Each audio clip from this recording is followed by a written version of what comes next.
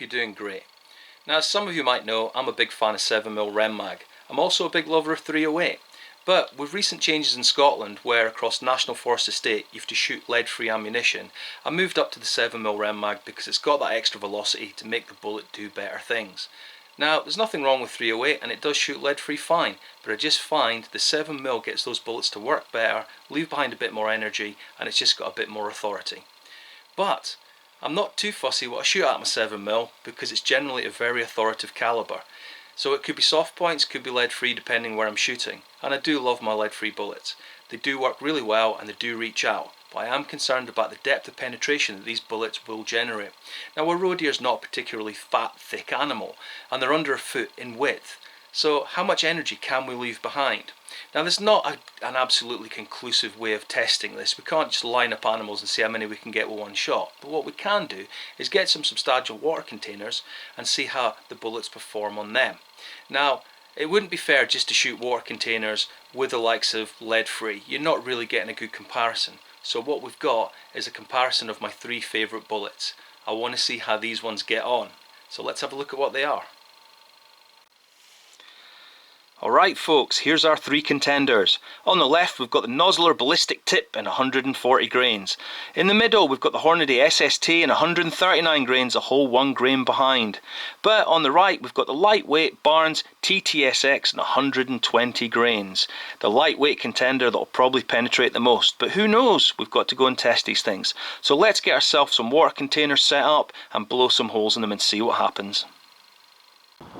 Okay, so we're all set up at the range. We've got our water containers all laid out above the ground, so let's have a quick look at how that's been done. So we can see here we've got plenty of containers. They're all sort of 20 and 25 litre ones. They're quite big, they're quite tough, so the skin's a lot tougher than you get on the likes of a milk jug. But it's important to leave that gap between each one, so if a bullet zips through, you know it's going to penetrate this skin on the way out and penetrate this skin on the way in. So it gives a fair comparison of how much energy is carried through into the next little drum there. So, and of course we've marked them out on the front so we know what we're shooting. We've got our first shot, our second shot and our third shot. Don't fire your first shot into the low one or all your water is going to pour out and you won't be able to do more shooting. But that makes sense. Let's go shoot some bullets. Oh yeah, and like, share and subscribe if you want to see more.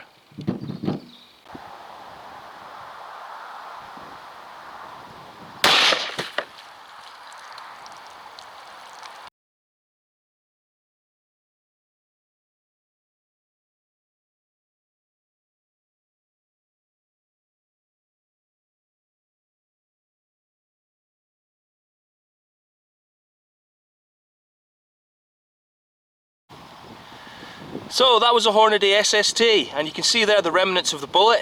There's a jacket in the core that actually punched through into the second barrel, managed to hit the back wall of that little water container, and then you've got the jacket and the core separated. Now, very interestingly, if we look in the other one, there's a huge amount of bits of copper, lots and lots of lead in there, and it's all sort of gone to the front. Now, we don't need to weigh all those bits because we know that whatever is left in the second barrel and what's ever left in the first barrel, that gives you measurements of what broke off and what continued forward. But that's a lot of shrapnel. If that had been the inside of a deer, it would certainly have made a lot of mess of the organs and it wouldn't have gone far at all.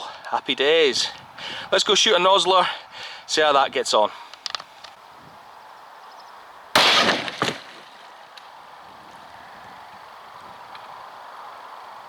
Oh, we got that one.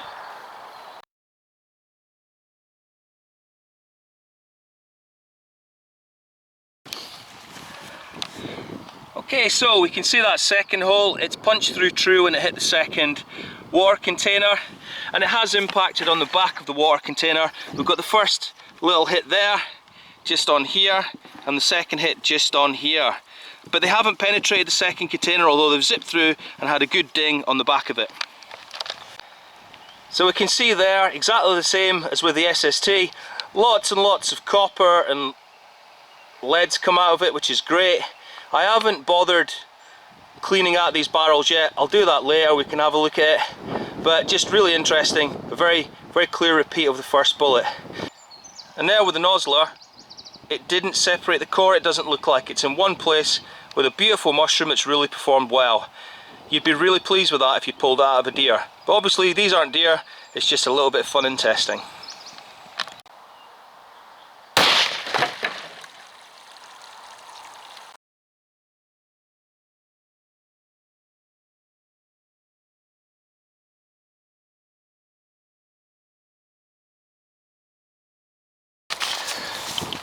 Oh wow, look at the carnage of this. So what's happened here then? Well, it looks like with all these little extra bits of holes and tearing and a little punch there, we've had petals shear off, it looks like. So let's see if we can have a little look-see and see what's going on. So there's the main part of our bullet. And it looks like petals have come off. So let's have a look in this other one, which didn't have anything in it. Yep, there's a little petal in there. So this bullet's shedded a few little bits of copper, but we are quite close range, shooting a 7mm, so it's as fast as it gets, so you'd expect that to happen. Well, that's pretty interesting. We'll need to scoop these bits out. Okay folks, so imagine like this. If you've shot a deer and you haven't found it, you'll call in the deer dogs. Dead simple, you get people to come in, give you a hand. Unfortunately, I sort of lost a bullet, and I've had to call in the metal hunters. So I need to find this copper bullet. It had actually gone through the third water container and punched out, hit off the other water container which I thought it was in, and it's ended up somewhere else. So it's gone through 3 containers. But hey, we'll keep looking, see if we can find this thing.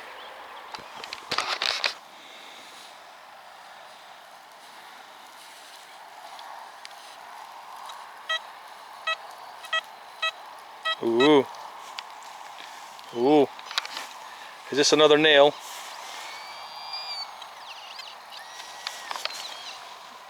Ah! And as if by magic, there we go. There we are, boys. Well, there's not much left of this thing. But we got it, so we can take it away, get it weighed, and a big shout out to my man Rab, top dog.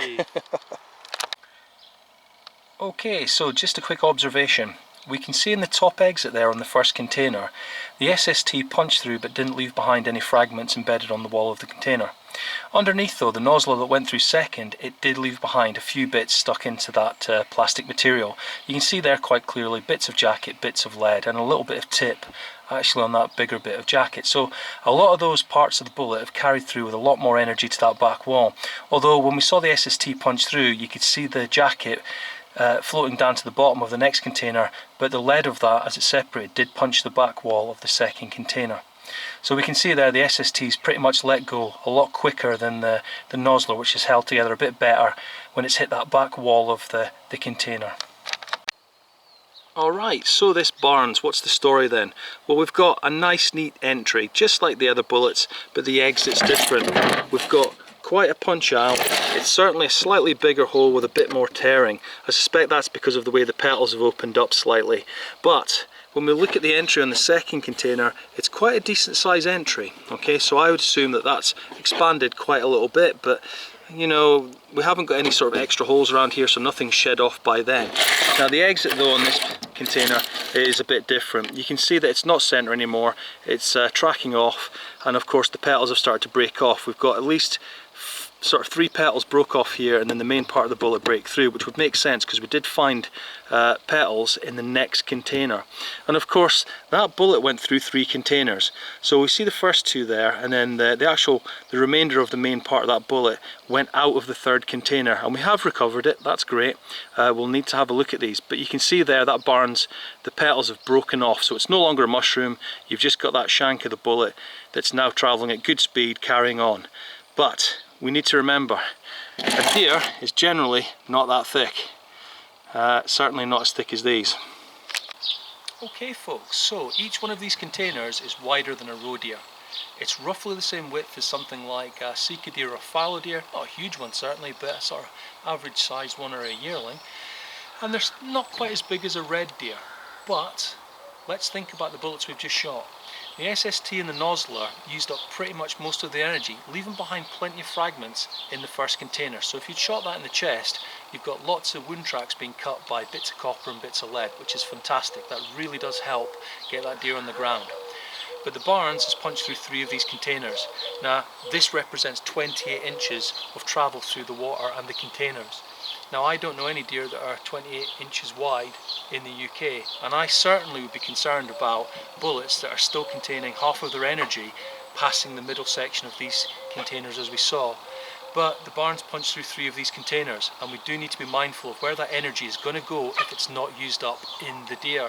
If you're shooting on flat areas or areas with a lot of aggregate, flint in the soil, in the ground, then you definitely need to think about the potential for ricochets. Now I'm not saying that Barnes wouldn't be suitable for these areas. What I'm saying is you need to be mindful of the increased risks. So certainly thinking about elevated positions or high seats. But let's go have a look at these bullets and see what was left over and how much they weighed when we recovered them. Okay, here we are at the weigh-in. So let's see what was left over after these bullets did all the hard work. So we've got the Nosler Ballistic tip, and it did pretty well holding together, creating a really nice mushroom. Out of 140 grains, we've got 87.4 grains left over. Lovely mushroom, that bullet did really well. Now the SST, the core did separate, and that's fairly common with jacketed lead core bullets. But out of 139 grains, we've got 81.6 grains left over. Now it was interesting to see the jacket when it shed. It did hit into that second container, then pretty much float down to the bottom of the container, while the lead did punch into the back wall of the container. But that's not a bad result for that bullet either. So, looking at the Barnes, and this is a whole different kettle of fish. We've got the main shank of the bullet there, left over, and then we've got some petal fragments. Now, I didn't recover all of the petal fragments. I'm quite sure some of them came out of the first or second container and then just got lost. But out of a 120 grain bullet, we've got 96.8 grains of that bullet left. So it's held together pretty well, but my concern would be with a shank like that, if the petals have been ripped off at higher velocities, then that's not really got a lot of resistance to slow itself down.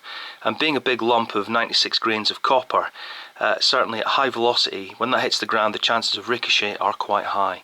So like I've said previously, do think about those elevated positions or high seats, especially in these flatter areas you might be shooting. But there's your results, folks, and I hope it's been at least a little bit educational, but I hope to see you again.